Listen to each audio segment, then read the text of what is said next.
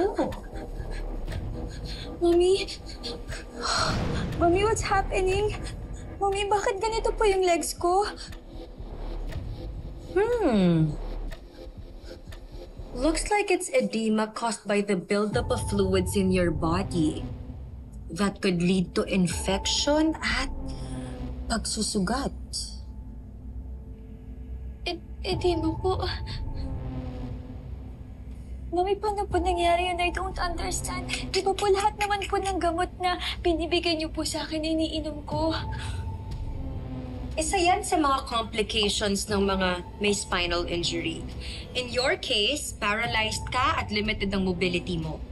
And yet, pinwersa mo kahapon. Ayan tuloy. Namamaga at nagsusugat.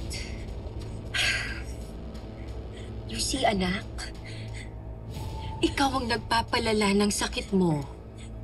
Kung nag-o-obey ka lang sa akin, hindi siguro nangyari yan. Mami, please tell me, paano po ako gagaling? Don't worry, Mookie. Mommy will find a way. Just like I always do. Alam mo ba kung ano ang pwedeng mangyari kapag lumala yan? Ano po? Ikaw naman kasi. Kung sumusunod ka lang sa lahat ng gusto ko, hindi aabot sa ganito.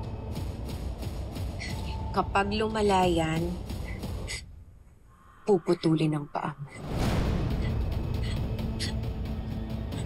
Mami, please, no.